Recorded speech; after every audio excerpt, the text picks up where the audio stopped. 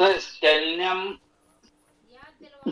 अन्याभ्याम श्रोत्राभ्याम प्रासी याभ्याम चेतम पूर्व ऋषिया प्राश्नन बधिरो भविष्यति इति एनम आह तम वा अहिम नार्वांचम न परांचम न प्रत्यंचम द्यावा पृथिवीभ्याम श्रोत्राभ्याम ताभ्याम एनम प्राशिषम ताभ्याम एनम अजीगमम ये सुबा ओधना सर्वांगा सर्वपरु सर्वतनु सर्वांगा एव सर्वपरु सर्वतनु संभवति य एवं भेद संभवति य एवं वेद।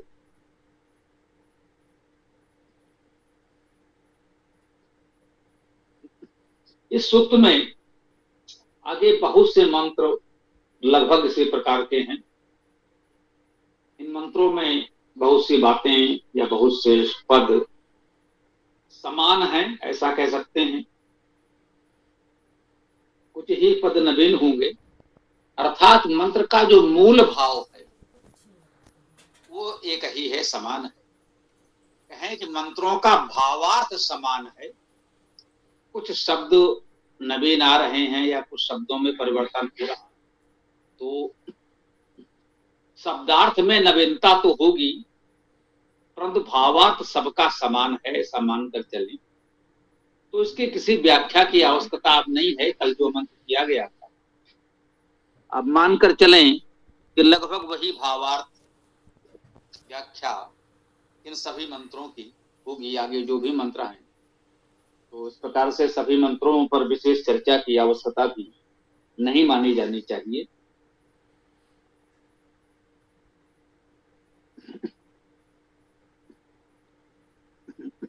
बात वही कही जा रही है, तथा च एनम अन्याभ्याम, तथा उससे, अब ये संस्कृत भाषा की शैली है, तथा तथा तथा अर्थात उसके पश्चात, उससे आगे रूप में ये कब्बे के रूप में भी प्रयुक्त होता है।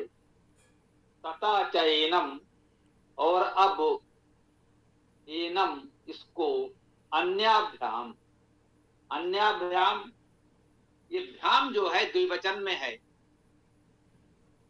और ये भ्याम द्विवचन में तृतीया चतुर्थी पंचमी तीनों विभक्तियों में आता है। ठीक, अभी चूंकि तीनों विभक्तियों में आता है तो विद्वान इसका तीनों विभक्तियों में ग्रहण करके अलग अलग अर्थ भी कर सकते हैं, क्योंकि पिछले मंत्र में एक वचन था और तृतीया विभक्ति में पद का प्रयोग हुआ था। उस संदर्भ से पहले तो ये द्विवचन है तो विभक्त तृतीया ही मानी जाए, ऐसा उपयुक्त होता है। ऐसा कोई सार्वभौमिक नियम तो नहीं है, परंतु ऐसे प्रकरणों में सामान्यता ये होता है कि जब वही बात उसी शैली में लगभग वैसे ही शब्दावली में कही जा रही हो तो स्वाभाविक है विभक्ति भी वही होगी।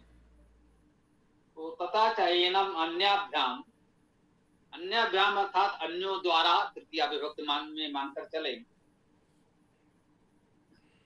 और अब एनम इसको अन्याभ्याम, अन्य दो द्वारा, द्विवचन में है तो अन्य दो द्वारा या अन्य युगल द्वारा ऐसा कह सकते हैं। अभी द्विवचन में क्यों आ रहा है, आगे कह रहे हैं श्रोत्राभ्याम, श्रोत्रों द्वारा, श्रोत्र श्रु धातु है सुनने के अर्थ में, श्रोत अर्थात जो सुनने का साधन है हमारा वो है हमारे कर्ण कान, और ये कान दो होते हैं इसलिए सामान्यता इसके लिए द्विवचन का प्रयोग होता है। तो कह रहे हैं श्रोत्राभ्याम अर्थात दोनों कानों द्वारा, प्रासीन। अब देखिए कितना स्पष्ट कर दिया इस मंत्र में। ठीक है, अगला ये मंत्र लेना सार्थक रहा।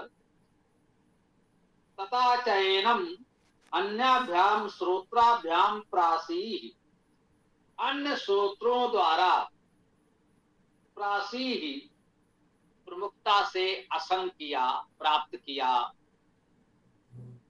ग्रहण किया। अस धातु का अर्थ व्याप्त होना, शीघ्र पहुंचना, प्राप्त करना,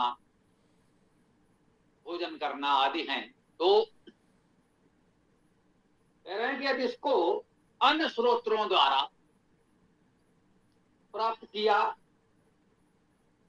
याभ्याम चयेतम पूर्वम ऋषिया प्रासनान, प्रासनन है ना, तो याभ्याम जिनके द्वारा, क्या और जिनके द्वारा एतम इसको पूर्व ऋषिया प्रासन, पूर्व ऋषियों ने प्राप्त किया था। अब श्रोताभाम कानों द्वारा प्राप्त करना, तो अस धातु का अर्थ यहाँ भोजन करने से अर्थ अन्नादि का भोजन तो नहीं हो सकता। स्पष्ट कर रहे हैं ये जो असन हो रहा है, प्राशन हो रहा है, कानों द्वारा हो रहा है। तो कानों द्वारा तो हम सुन करके विद्या का ही ग्रहण कर सकते हैं, कोई अन्नादि भोजन तो ग्रहण नहीं कर सकते। तो प्राशन का अर्थ भोजन माने तो इसे रूपक प्रतीक के रूप में लें, या अस धातु का अर्थ व्याप्त होना, शीघ्र पहुंचना, उसका भाव पाना होता ही है व्याकरण से भी, और वैदिक भाषा में वैदिक अर्थ में माना ही जाता है। गत्यर्थक धातुओं में जानना, पाना के अर्थ निहित होते हैं। तो प्राश्नन का अर्थ प्रमुखता से प्राप्त किया, पहुंचे, ये तो होगा ही। कह रहे हैं और अब ऋषियों ने जिनके द्वारा, जिन कारणों के, जिन कानों के द्वारा इनको प्राप्त किया, जिन श्रुतियों के द्वारा, तो कहे जिन श्रुतियों के द्वारा पूर्व ऋषियों ने इसे प्राप्त किया, उससे अलग यदि अन्य श्रुतियों के द्वारा आप प्राप्त करते हैं तो क्या होगा। श्रुतियां तो हमारी यही हैं, वेदवाणी जो भी है।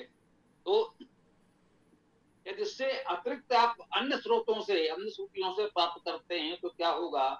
कहते हैं बधिरो भविष्यति, बधिर हो जाएगा। अब बधिर का अर्थ है वध धातु, वध हिंसा कर्मा, ऐसा आया है निघंट में, निरुक्त में कहीं बधति हिंसा कर्मा आया है। बध धातु का अर्थ हम धातु से ही ग्रहण करते हैं हिंसा करने के अर्थ में। तो कह सकते हैं बधिरो भविष्यति, वह बधिर हो जाएगा। बधिर का अर्थ मारने वाला, हिंसक भी कह सकते हैं। यदि वो उचित मार्ग से धर्म की शिक्षा नहीं लेगा तो अधर्म की ओर जाएगा, हिंसा की ओर जाएगा, बधिर हो जाएगा। शाब्दिक अर्थ ये भी ले सकते हैं। अब लोक में इसका एक अर्थ बधिर का वर्तमान में उनको कहते हैं जिनको सुनाई नहीं पड़ता, बहरे, किसी बधिर से ही बना है। तो अब लोक व्यवहार को देखकर यदि किसी ने इसका अर्थ ये किया है कि वो बहरा हो जाएगा, और चूंकि स्रोत की बात आई है सुनने से, तो उसको कानों से ग्रहण करके, चूंकि वो कानों की बात कर रहे हैं तो कह रहे हैं बधिरो भविष्यति, बहरा हो जाएगा। तो वे भावार्थ ले सकते हैं, कोई आपत्ति नहीं है। ये भी ठीक है कि यदि हम अपने उचित वेद मार्ग से अतिरिक्त अन्य मतों पंथों से सुन करके धर्म को जानना समझना चाहेंगे तो हो सकता है हमारी प्रवृत्ति हिंसक हो जाए। स्पष्ट है वेद कहना चाहता है वो उचित नहीं है। और एक कहते हैं वो बहरा हो जाएगा, तो बहरा हो जाएगा रूपक के अर्थ में प्रतीकात्मक ऐसा मान सकते हैं कि फिर वो वास्तव में सत्य के ग्रहण करने के योग्य नहीं रहे। क्योंकि ये मत मतांतर वाले क्या करते हैं, एक प्रकार से उसको जड़ कर देते हैं, बांध देते हैं, अंधविश्वास में फंसा देते हैं कि बस हमारे बाबा जी ने, गुरु जी ने, जो भी हमारे संस्थापक संत महात्मा पैगंबर आदि हैं, जो कुछ उन्होंने कह दिया बस वो अंतिम सत्य है। उस पर कोई तर्क विचार मत करो, कोई प्रमाण नहीं, कोई आधार नहीं, कोई तर्क नहीं। बस ऐसा कह दिया है तो मान। तो निश्चित रूप से जब ये मान्यता मन में भरी जाएगी तो एक प्रकार से वो बहरा हो जाएगा, वो नई बातें नहीं सुन सकेगा। वैदिक संस्कृत में निरंतर शास्त्रार्थ होते हैं, तर्क वितर्क होता है, प्रमाण मांगा दिया जाता है, प्रमाण दिया जाता है, तब तो हम सत्य को ग्रहण कर पाते हैं। यही कहा गया, वादे वादे जायते तत्वबोधा। जब हम इस प्रकार से वाद संवाद करते हैं तब जो तत्व है, सत्य है, वो समझ में आता है। और जब इस संवाद को रोक दिया जाएगा कि बस एक बार आपको जो ये बता दिया गया वही अंतिम सत्य है, तर्क वितर्क संवाद समाप्त हो जाएगा, तो एक प्रकार से वो बहरा ही हो जाएगा, उसे किसी और की बात सुननी ही नहीं है। एक बार जो उसके मन में बैठ गई कि बस ऐसा है तो है, वो चाहे जितना निराधार हो, अतार्किक हो, अप्रमाणिक हो, लेकिन उन्होंने मान लिया है तो है। ये आप देख रहे हैं आज के सभी पंथों में है, ऐसा नहीं किसी एक में है दूसरे में नहीं है, इन सभी पंथों में। जो सुधारवादी पंथ है उनमें भी है। जो कहे हैं कि सभी पंथ, जो भी धार्मिक पंथ दिख रहे हैं, अपने समय में वो सुधारवादी ही थे। गौतम बुद्ध अपने समझ के ना, वे अपने समय के बहुत बड़े सुधारवादी ही थे। जो देखा कि कुछ वैदिक मार्ग के लोग तांत्रिक साधनाओं में लग गए और धार्मिक कार्यों में हिंसा आदि करने लगे, तो उन्होंने उसको रोकने का प्रयास किया कि भाई ये उचित नहीं है। तो अपने समय में उन्होंने सुधार का ही प्रयास किया। अब लोगों ने अलग से बौद्ध मत, अलग से धर्म पंथ बना लिया और उसमें जड़ हो गए कि नहीं, बस भगवान बुद्ध ने जो किया, जो कहा और शब्दशः उसी का पालन करना है, उसमें कोई तर्क विचार नहीं करना है। गौतम बुद्ध ने तो यही सिखाया था, भाई आत्मदीपो भव, अपने विवेक से सोचो समझो, जो उचित लगे वो मानो। उनका मैं कहता हूं इसलिए मत मानो, जब तुम्हें उचित लगे तब मानो। लेकिन अब क्या हो रहा है, तो ऐसा नहीं हो रहा है। ऐसा ही सभी महापुरुषों के लिए है, वो चाहे हमारे देश के हो चाहे दूसरे देशों के। अपने समय में उनके समाज में जो अनेक अंधविश्वास को प्रथाएं थी, तो उन्होंने उसको दूर करने के लिए सुधार के ही कुछ प्रयास किए। अब सैकड़ों हजारों वर्षों के पश्चात लोग उसी लकीर को पीटते रहे कि भाई उस समय उन्होंने ऐसा कहा था। भाई उस समय जो परिस्थिति थी उसके अनुसार उन्होंने जो कहा था वो ठीक था, सुधारवादी बात थी। लेकिन वो ऐसा तो नहीं कि शब्दशः आ जाओ आप भी उसी में आ गए, तो फिर तो पुनः आप अंधविश्वास में फंस गए, फिर कि कोई सुधारवादी लाना पड़ेगा। तो यही क्रम चला आ रहा है। कोई महापुरुष होता है, अपने समाज के अंधविश्वास आदि को दूर करने के लिए सुधारवादी उपाय करता है, बाद में लोग उसके नाम पर धार्मिक पंथ बना लेते हैं और वो भी एक अंधविश्वास का केंद्र बन जाता है। ये क्रम चला आ रहा है, फिर नए को आना पड़ता है सुधार के लिए। जैसे जब समाज में बहुत अंधविश्वास हमारे यहाँ था, वैसे तो बहुतों के नाम लिए जा सकते हैं, बहुत समय हो जाएगा। आधुनिक काल में कहें 19वीं सदी को हमारा पुनर्जागरण कहा जाता है। महाराज दयानंद सरस्वती सबसे बड़े पुनर्जागरण के अग्रदूत हुए। अनेक अंधविश्वास परंपराओं पर उन्होंने कहा कि नहीं भाई, वेदों की ओर लौटे, और सब नहीं है। लेकिन अब आज के आर्य समाज को देख लीजिए, उनको वेद से कोई लेना देना नहीं है। कहीं से कैसे भी पता नहीं कहां से दयानंद जी के नाम से कुछ बातें ले आते हैं और उन्हीं विश्वासों में उलझे हैं। तो ऐसा लगने लगा है कि जैसे आप समाज भी उसी गति को प्राप्त हो गया। अपने समय में सबसे बड़ा सुधारवादी आंदोलन था, अब वो भी कुछ रूढ़ियों अंधविश्वासों में जैसे फंसता जा रहा है। तो ये चलता रहता है। तो इसीलिए वेद मंत्र हमको ये बताता है कि ऐसा न करें। ऋषियों ने जो हमें मार्ग बताया है, एक तो वेद का स्वाध्याय करें और उस पर तर्क वितर्क, वाद विवाद संवाद करते हुए सत्य तक पहुंचने का प्रयास करते रहें, तब तो ठीक है। अन्यथा आप एक प्रकार से बहरे ही हो जाएंगे। ये बिल्कुल ठीक कहा है यहाँ पर, हमें लगता है। आगे है तंबा हिम न अर्वांचम न परांचम न प्रत्यंचम। ये पिछली बार पिछले मंत्र में भी ऐसा ही था, है ना। अथवा उसको अहम मैं न अर्वांचम, न सम्मुख से न परांचम, न पीछे से न प्रत्यंचम, न तिरछे से, किसी ओर से भाई मैं ऐसा नहीं करूंगा। वो एक प्रकार से संकल्प ले रहा है कि हाँ भाई, हम ऐसा नहीं करेंगे, किसी अंधविश्वास किसी अन्य के स्रोत में नहीं फंसेंगे। हम तो जो ऋषियों का पूर्व निर्धारित उत्तम मार्ग है, वेद का मार्ग है, हम उसी पर चलेंगे, यही कहा जा रहा है। आगे कहते हैं द्यावा पृथ्वीभ्याम श्रोताभ्याम। तो द्यावा पृथ्वी द्वारा, स्रोत्रों द्वारा, जो द्यावा पृथ्वी, द्यावा अर्थात देवलोक प्रकाशमान तारों का संसार हमने आपको बताया है। पृथ्वी ये विस्तृत भूमि जिस पर हम निवास करते हैं, तो उस द्यावा आकाश से पृथ्वी तक इन सब के लिए, इन सब के द्वारा स्रोत्राभाम, इन स्रोतों द्वारा अर्थात संपूर्ण विश्व ब्रह्मांड का ध्यान रखते हुए, उसका अध्ययन करते हुए, जो वास्तव में प्रकृति में है, प्रकृति जिन नियमों से संचालित है, उन नियमों को जानते हुए, सत्य का अनुसंधान करते हुए हम सही मार्ग पर चलें, सही मार्ग को, सही बात को जानने का प्रयास करें। त्याभ्याम ताभ्याम एनम, उनके द्वारा एनम इसको प्राशिसम, प्राशन किया अर्थात प्राप्त किया, ग्रहण किया। ताभ्याम एनम अजीगमम, उसके द्वारा इसको, इस मार्ग को, अजीगमम गए, चले, प्राप्त किया, उस मार्ग पर चले, है ना, उसी के द्वारा, उन ऋषियों द्वारा निर्धारित उत्तम वेद मार्ग पर चले। ये सवा ओदनम सर्वांगा, है ना, ये स यह अथवा, अथवा यह ओदन, ये ओदन जो है अर्थात अभिसिंचन, क्लेदने धातु है अर्थात अभिसिंचन करना, जल होना। तो इस जल से, इस अभिसिंचन से सर्वांगा, सभी अंग, सर्वपरु, सभी संधियां, सभी पोर, सर्वतनु, संपूर्ण तन, विस्तार, सर्वांगा एव सर्वपरु सर्वतनु, सभी अंग ही, सभी अंग इस प्रकार, सर्वपरु सभी संधि, सभी पोर, सर्वतनु संपूर्ण तन विस्तार, संभवती सम्यक रूप से होता है।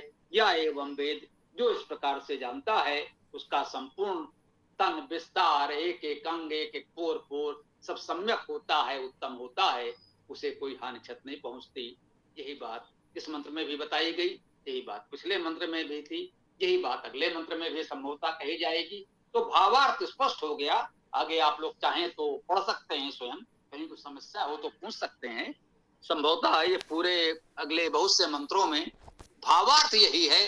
अब वो यहाँ पर स्रोत की बात की गई, आगे नेत्र की बात कह सकते हैं, या नन्नों, इसी प्रकार से अनंगों की बात करते रहेंगे, है ना। श्रोता भाम आगे है, अच्छा भयाम है, देखने की उसी बात की गई। फिर मुखेन, मुख की बात की गई, जिह्वा की बात की गई, दांतों की बात की गई। तो इसी प्रकार से प्रतीक लेकर के एक एक अंग की बात आगे के सभी मंत्रों में की जा रही है, कि हम कुल मिलाकर बात यही कह रहे हैं, जो हमारा ऋषियों द्वारा निर्धारित, ऋषियों का उत्तम मार्ग है, उसी को अपनाएं और अन्य किसी मार्ग में भटकने से बचें। स्वामी जी, मंत्रों में तो ये आ रहा है कि हमको वेद पढ़ना चाहिए, जो 4 मंत्र संहिताएं हैं उनके अनुसार ही जीवन जीना चाहिए। और दूसरी तरफ ऐसे मतलब बात आती है कि मन में पहले से ही चारों वेद हैं। तो ये बात मेरे को समझ में नहीं आई कि मन में पहले से चारों वेद कैसे है, और अगर है तो फिर वेद पढ़ते क्यों हैं फिर?